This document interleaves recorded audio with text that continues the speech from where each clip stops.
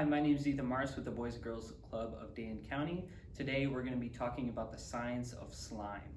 What you need today is some borax, which you can find in the laundry detergent aisle. You need some measuring cups, some half-cup measuring cups, and then a 1/4 teaspoon measuring spoon. You need a bowl, would probably work better than a plate. Today I'm using a plate, but you should use a bowl. Some water, some measuring sticks, and then also some washable school glue. So just some regular school Elmer's glue will work fine. Before you start today, ask your parents for help and make sure you have a nice safe area to do the experiment in. Before we make our slime, we're going to talk about the science behind it. How can we take glue, water, and borax and make slime? Well, glue is something called polyvinyl acetate, and polyvinyl acetate is a bunch of molecules in a straight line, and they're the same molecules repeating over and over and over again. This is called a polymer. So glue is made up of a bunch of straight line molecules called polymers. When we add borax, it's an activator, and it creates these things called crosslinks. Crosslinks are links between the polymers and the glue. So before, we just had glue made up a bunch of polymers, and they can slide back and forth really easy. But when we add the borax, we have these crosslinks, which stiffens up the glue and makes it into the slime that we're going to get later. A good way to think about this is if you had spaghetti. When you make spaghetti, at first, right after it comes out of the water, it's easy to stir, but if you left your spaghetti out for like 2 days straight, it's going to be this clumpy, tangly mess that's hard to get apart. So now we're going to make our slime. You're going to take a 1/2 cup of glue,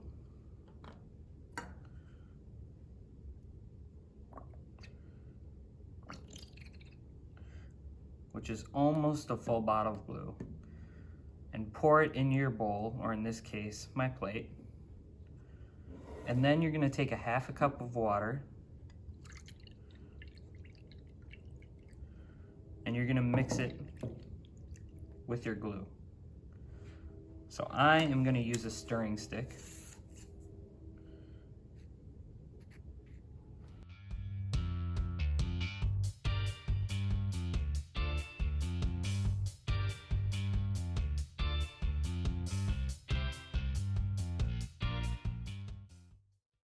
And you can see now why you would much rather use a bowl than a plate.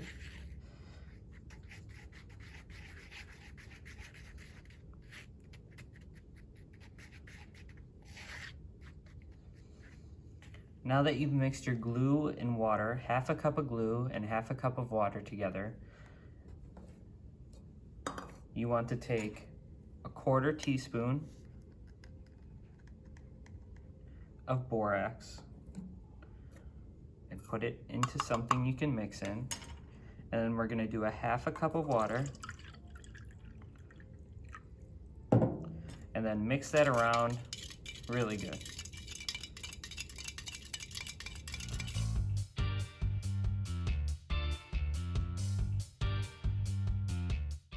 After you mix your borax with your water, you can pour some of that solution in and start mixing. And can you see? It's already turning into a slime. So now you can kind of use your fingers too and start mixing that together and just start kneading it together.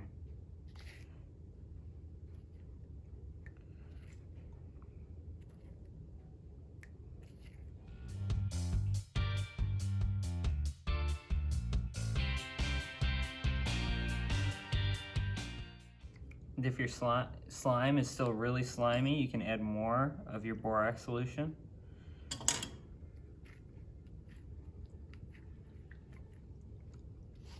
And all that glue, all those polymers in that glue are starting to stick together.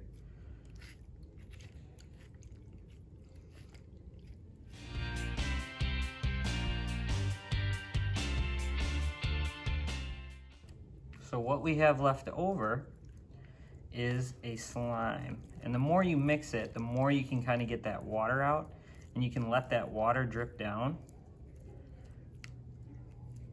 And your slime will dry out a little bit and it won't be so wet.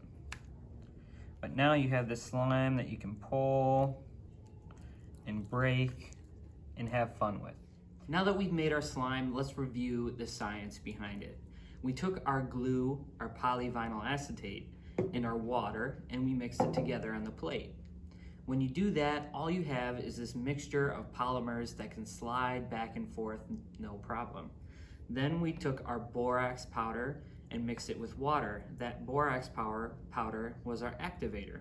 When we poured the borax powder water solution into our polymers, it created the crosslinks that we talked about earlier. And when you add those crosslinks into a polymer, you get slime. You get the glue sticking together, and it doesn't slide back and forth as easy as it used to. Another fun fact about slime is that it's a non-Newtonian liquid. That means if you just let the slime sit there, it's gonna spread out like you would pour water on a table. It's gonna turn totally liquid and just keep spreading out over this table. But with non-Newtonian liquids, when you apply force to that object, it becomes solid-like. So when I apply force with my hands, I can turn it into a ball, and I can roll it into a cylinder. But if I let that sit, it becomes liquid-like again and starts to flow downwards. I hope you guys had fun today. I definitely had the most fun I've had doing a STEM project. One tip I would say is if you want to keep playing with your slime, store it in an airtight container. Otherwise, it's just going to dry out. Remember, share your creations on the Families of the Boys and Girls Club of Dane County Facebook page. Stay well and stay safe, everyone.